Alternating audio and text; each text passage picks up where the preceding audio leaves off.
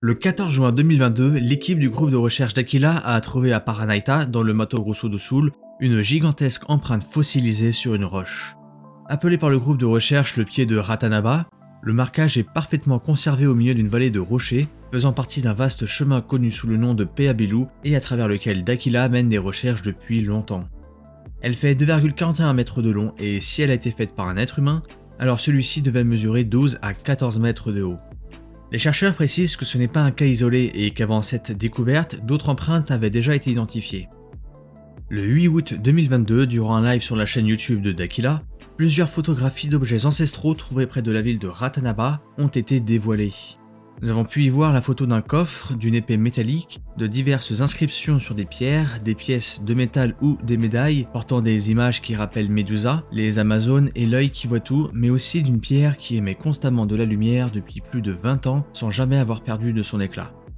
Plus surprenant encore, des squelettes d'ancêtres ayant pu vivre à cet endroit ont été partagés. On a ainsi pu voir des crânes allongés d'environ 80 cm et dont le corps mesurait environ 4 à 5 mètres. L'équipe de chercheurs a également pu observer, durant un passage en avion au-dessus des lignes d'Apiacas, dans le Mato Grosso, ce qui semblerait être deux grandes tours enfouies dans la végétation. La première mesure environ 71 mètres de haut et 14 mètres de large, la seconde 49 mètres de haut et 7 mètres de large.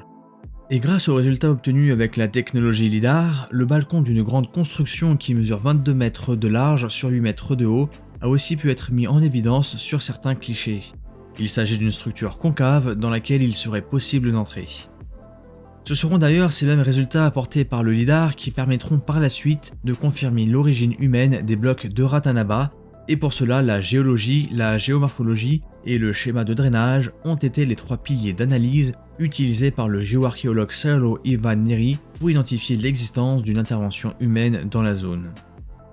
Les relevés topographiques et les relevés des bassins hydrographiques effectués par l'armée brésilienne et l'Institut brésilien de géographie et de statistique, l'IBGE, auront d'ailleurs été utilisés dans cette étude comparative avec les images du LIDAR pour confirmer l'intervention humaine dans la zone.